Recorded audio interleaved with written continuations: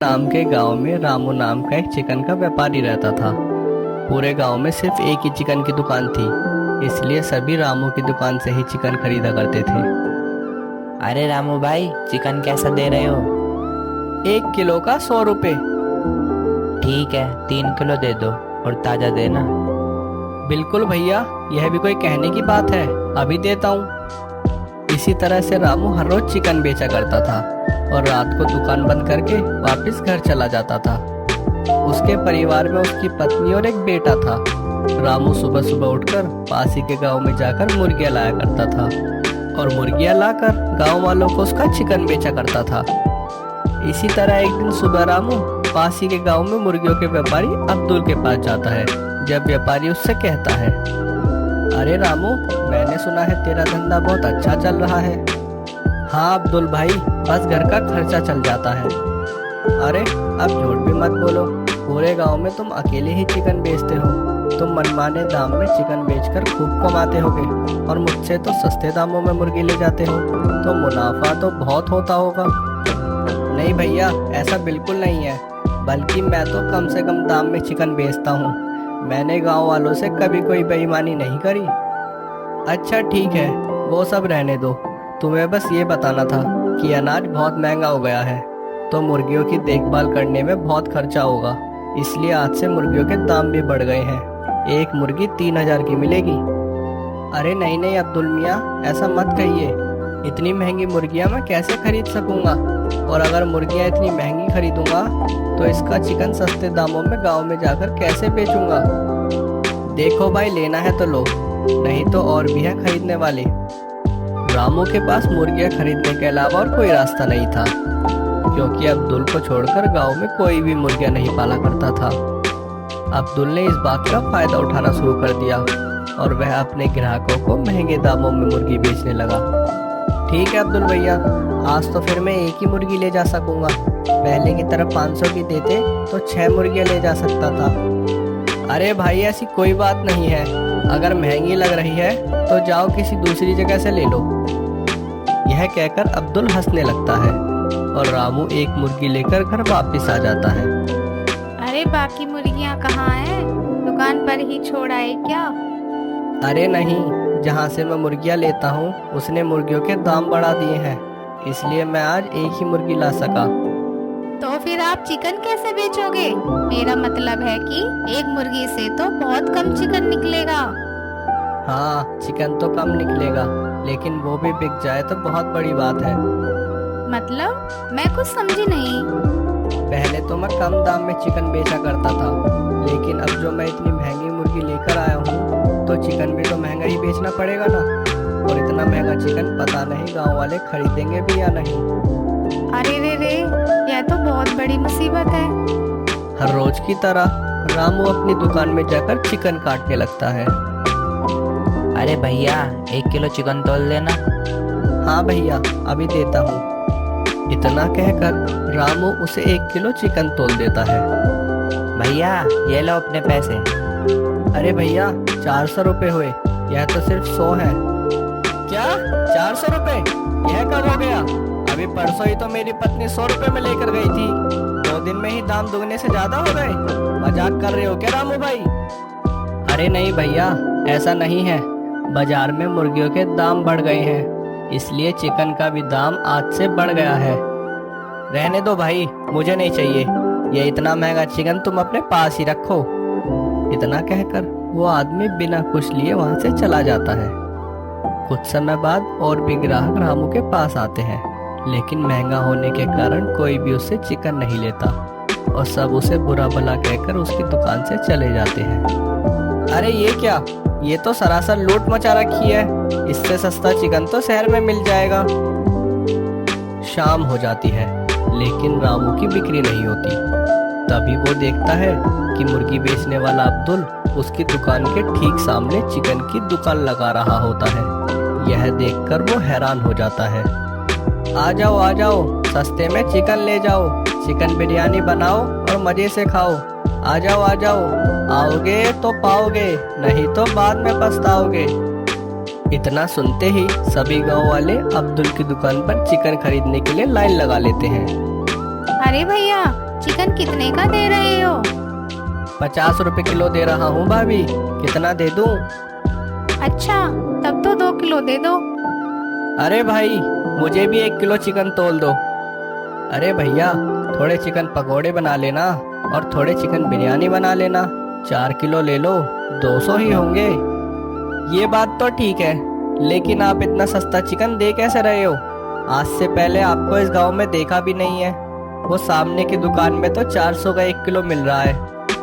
अरे भैया, हम बाकियों की तरह ठग नहीं है, बीवी बच्चे वाले आदमी हैं। एक एक पैसे की कीमत हमें अच्छे से मालूम है। मैं नया हूँ, लेकिन चिकन हमेशा पुराने दाम पर ही बेचूंगा। सभी लोग बहुत खुश होते हैं और अब्दुल की दुकान से चिकन लेने लगते हैं। रामू को कुछ भी समझ नहीं आ रहा होता है। जब अब्दुल की दुकान पर भीड़ नहीं होती है, तब रामू उसकी दुकान पर जाता है। अरे अब्दुल भाई, आपने ऐसा क्यों किया? भला मैंने क्या किया? मैं तो अच्छा खासा यहाँ चिकन बेच रहा हूँ। मुर्गियों के दाम तो बढ़ गए हैं ना, तो फिर भैया आपने चिकन इतना सस्ता कैसे बेच दिया? ऐसा करने में तो मुझसे कोई भी चिकन नहीं खरीदेगा और मेरा व्यापार बंद हो जाएगा। तो फिर एक काम करो, तुम अपना चिकन मुझे बेच दो, मैं सारा चिकन खरीद लूँगा, वो भी 1000 रुपये में। अरे भाई, यह तो सरासर धोखेबाजी है। मैंने पूरे 3000 देकर तुमसे मुर्गी ली थी।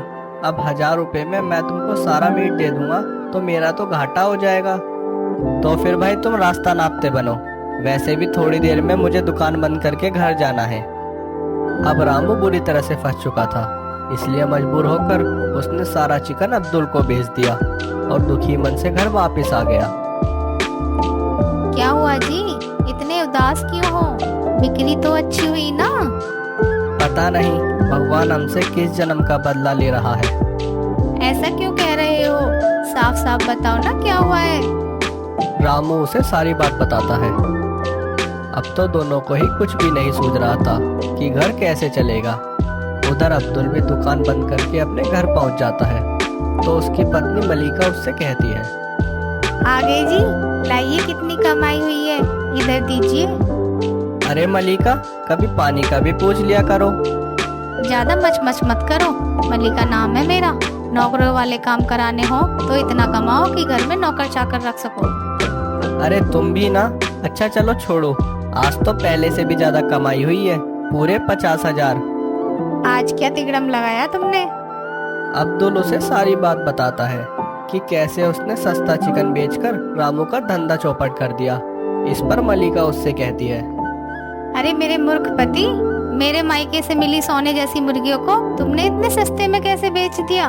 पता भी है सोने का भाव कितनी तेजी से आसमान छू रहा है। मुझे पता था तुम यही कहोगी, लेकिन मैं और करूं भी क्या?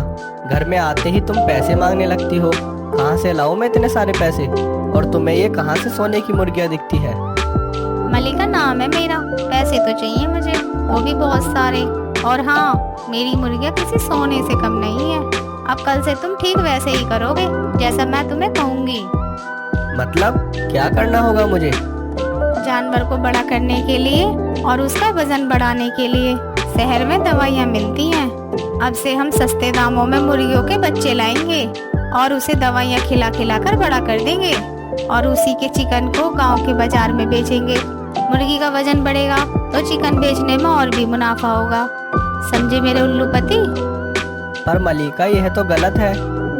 अब तुम मुझे सिखाओगे क्या सही और क्या गलत? चुपचाप से जैसा कहा है वैसे ही करते जाओ। अगले दिन से अब्दुल छोटी मुर्गियों को इंजेक्शन लगाकर बड़ा कर देता है, जिससे वह कुछ ही दिनों में काफी बड़ी और मोटी हो जाती है। गांव में किसी को भी अब्दुल की इस हरकत का पता भी नहीं चलता और वह सब बेफिक्र होकर उसकी दुकान से सस्ते दामों पर चिकन खरीदते हैं। उधर रामू का चिकन का व्यापार बंद हो गया था, इसलिए वह मजदूरी करने लगा। कुछ समय बाद ईद आने वाली होती है, तो रामू अब्दुल की दुकान पर चिकन खरीदने आता है। अब्दुल उसे चिकन तोल कर देता है। अरे यह क्या? मैंने तो आपसे 2 किलो मांगा, पर यह तो बहुत कम है। हाँ तो देसी मुर्गे हैं, मैं कमजोर और बीमार मुर्गे नहीं बेचता। तभी वहाँ गांव के सरपंच आते हैं और दावत के लिए 100 किलो चिकन का ऑर्डर देकर चले जाते हैं। रामू दूर से सब देख रहा होता है, क्योंकि उसे अब्दुल पर शक हो गया था। 100 किलो चिकन के ऑर्डर के लिए इतनी आसानी से हाँ कह दिया। आखिर कहाँ से लाएगा इतना सारा चिकन? इस चिकन में कुछ तो काला है, अब तो देखना ही पड़ेगा।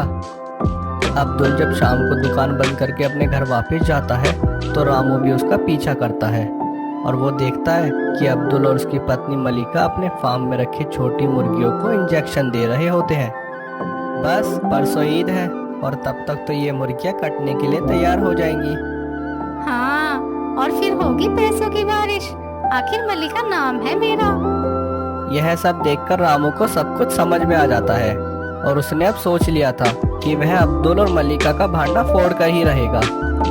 ईद वाले दिन अब्दुल 100 किलो चिकन लेकर सरपंच के घर पहुंचता है, लेकिन जब दावत में लोग चिकन बिरयानी खाने लगते हैं तो सरपंच देखता है कि बिरयानी तो कम पड़ रही है। अरे ये क्या, मैंने तो इतनी सारी चिकन बिरयानी बनवाई थी, फिर यह कम कैसे पड़ सकती है? ऐसे में तो सभी लोग मेरा मजाक उड़ाएंगे। वो बहुत घबरा जाता है। तभी वहाँ रामू आता है और सरपंच जी को अब्दुल की साली काली करतूतों के बारे में बताता है। सरपंच जी, ये अब्दुल ना जाने कब से ऐसे दवाइयों वाले चिकन को पूरे गांव में बेच रहा है। इसको खाकर कई बार लोग बीमार भी हो गए हैं।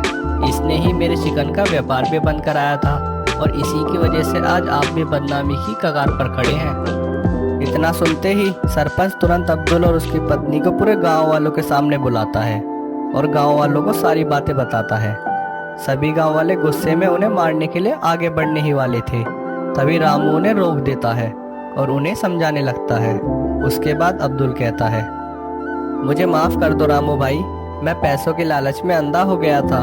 हम दोनों ये गांव छोड़कर चले जाएंगे और एक नई जिंदगी की शुरुआत करेंगे।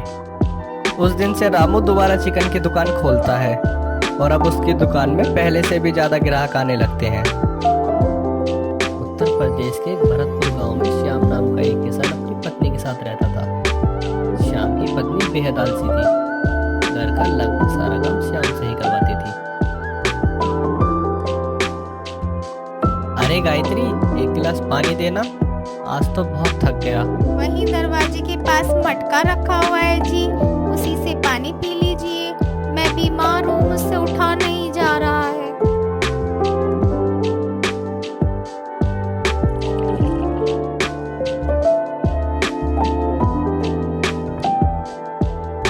अरे भाग्यवान, तुम अभी तक सो रही हो?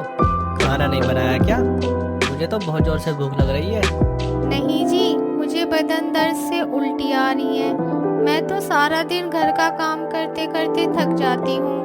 शरीर में उठने की भी शक्ति नहीं है। सुबह तक तो तुम पूरी तरह ठीक थी, अब अचानक से तुम्हें बदन दर्द कैसे होने लगा? चलो ठीक है, कोई बात नहीं, तुम सोती रहो। दाल और चावल रखे हैं, मैं खिचड़ी बनाकर खा लेता हूँ। हे प्रभु, आज फिर से दाल और चावल की खिचड़ी खानी पड़ेगी। परेशान हो गई हूँ मैं तो।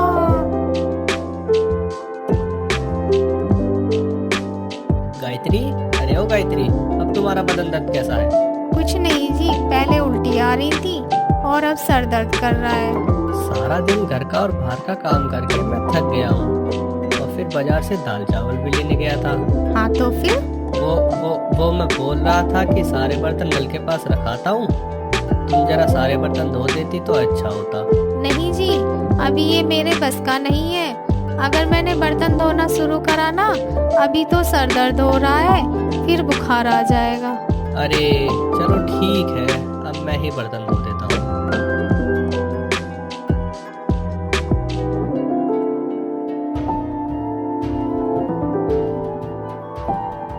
हे प्रभु, मेरे पेट में दर्द हो रहा है। हे प्रभु, मर गई रे मर गई, कोई तो बचा लो। सुनो गायत्री, आज मैं शहर जाऊंगा, दोपहर के खाने तक नहीं लौट पाऊंगा। तुम्हारे लिए दाल की खिचड़ी बनाकर रख दी है, तबीयत ठीक लगे तो उठकर खा लेना। अरे रे, फिर से दाल खिचड़ी। आज तो मैं अपने लिए मसालेदार खाना बनाऊंगी। अरे भाई श्याम, कहाँ जा रहे हो? अरे लाला जी, राधे राधे। मैं तो शहर जा रहा था फसल का बीज लाने के लिए। इतनी गर्मी में इतनी दूर जा रहे हो? तुम ऐसा करना, शाम को मेरे घर आना, मैं तुमको अच्छे प्रकार के थोड़े फसल के बीज दे दूंगा। और हाँ श्याम, शाम को मेरे घर भूमि पूजन है, तो तुम्हारा और गायत्री बहू का भोजन मेरे घर पर ही है। समय से आ जाना, देरी नहीं करना, ठीक है? ठीक है लाला जी। तो फिर मैं वापस अपने घर चला जाता हूँ। शाम को भूमि पूजन में आऊंगा, साथ में गायत्री को भी ले आऊंगा। अरे वाह, कितनी अच्छी खुशबू आ रही है। मसालेदार खाने की तो बात ही अलग है। मेरे मुंह में तो पानी आ रहा है।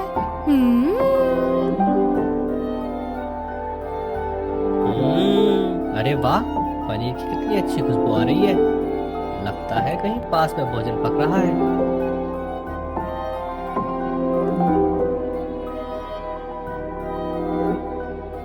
अरे अरे, ये पनीर की खुशबू तो मेरे घर से ही आ रही है। पर गायत्री के तो पेट में दर्द हो रहा था। ओह, अब मैं सब कुछ समझ गया। यह घर के कामों से बचने के लिए इतने बहाने बनाती है। ठीक है, अब मैं भी दिखाता हूँ तुमसे घर के काम कैसे करवाने हैं।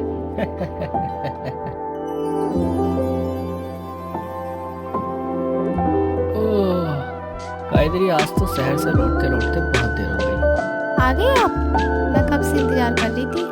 अब कब खाना बनाओगे? मुझे भूख भी तो लगी है। ओहो, मैं तो तुमको बताना ही भूल गया कि आज लाला जी के घर भूमि पूजन थी। वो मुझे शहर जाते समय मिले थे, तब उन्होंने मुझे बोल दिया था। मैं वहाँ से पूरी सब्जी, गाजर का हलवा, रसमलाई, मटर पनीर, रबड़ी सब कुछ खाकर आया हूँ। मेरा तो पेट भरा हुआ है। क्या? पूरी सब्जी, हलवा और रबड़ी भी? तो फिर मेरे लिए क्यों नहीं लाए? ओहो, सुबह तुमने ही तो बोला था तुम्हें उल्टी आ रही है, इसलिए लेकर नहीं आया।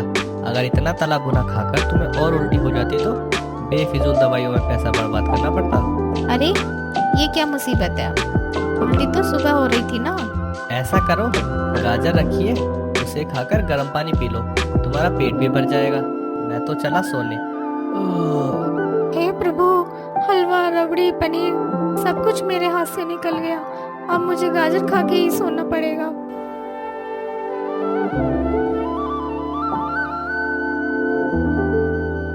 हे जी, कहाँ हो?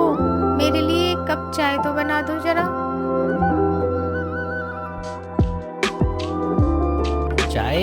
नहीं नहीं, चाय तो बंद कर दो। अब से हम करेले का रस पिया करेंगे। मैंने तो पी लिया, अब तुम्हारी बारी। क्या? करेले का रस? क्यों? हाँ, पियेंगे।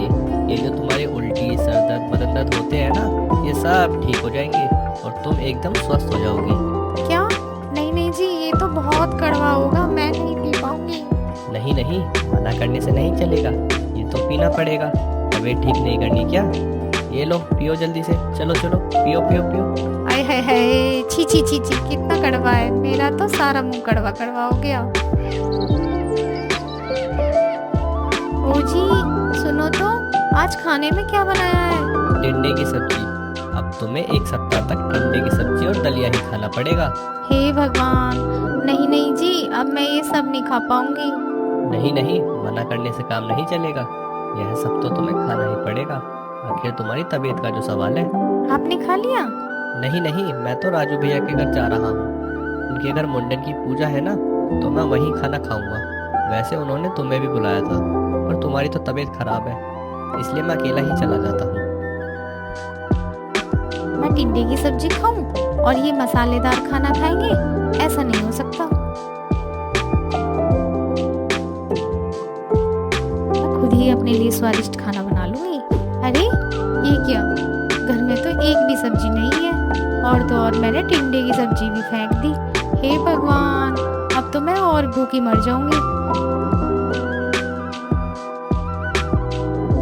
अरे अरे, ये आपके हाथ में डब्बा कैसा है जी? हाँ हाँ, आप बताओ क्या लाए हो इसमें?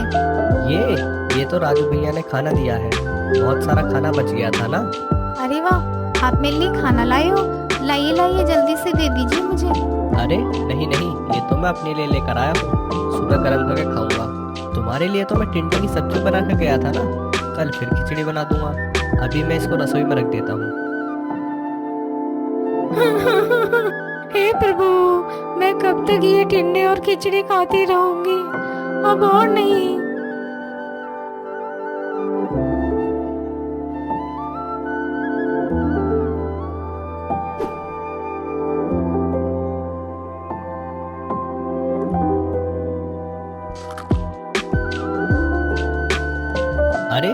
हुआ गायत्री, तुम सोई नहीं अब तक? और ये तुम क्या कर रही हो? सुनिए जी सुनिए, मुझे माफ कर दीजिए। मेरी कोई तबीयत वबीयत खराब नहीं है। वो तो मुझे काम ना करना पड़े इसलिए मैं बहाने बनाती थी। मैं अब और करेले का रस और टिंडे की सब्जी नहीं खा सकती जी। इसका मतलब तुम काम से बचने के लिए सब बहाने बनाती थी और सारा काम मुझसे करवाती थी। हाँ जी, मुझसे बहुत बड़ी गलती हो गई है, मुझे माफ कर दीजिए। कल से आपको घर का कोई भी काम नहीं करना पड़ेगा जी। सब काम मैं ही किया करूँगी जी। वादा करती हो ना कि कल से सारा काम करोगी और कोई बहाना नहीं बनाओगी? हाँ जी, मैं वादा करती हूँ आगे से कभी भी बहाना नहीं बनाऊंगी जी। दया करके मुझे अभी थोड़ा सा खाना खाने दीजिए ना। ठीक है, खा लो आराम से। वैसे भी मैं तुम्हारे लिए ही लाया था। ये आप क्या बोल रहे हो? सच में मेरे लिए लाए हो? हाँ, क्योंकि मुझे पता था तुम ये सब काम से बचने के लिए कर रही हो। मैं जानता था कि तुम बिल्कुल ठीक हो और मुझसे झूठ बोल रही हो। हैं? आप सब कुछ जानते थे? हाँ गायत्री, हाँ, मैं सब कुछ जानता था। तुमने पनीर की सब्जी बनाई थी, मैं वो भी जानता था। मैंने खिड़की से सब कुछ देख लिया था। तो वो करेले का रस और टिंडे की सब्जी क्यों खिलाते थे? वो तो तुम्हें सबक सिखाने के लिए किया था मैंने। मैं वादा करती हूँ अब से मैं कभी ऐसा नहीं करूँगी जी।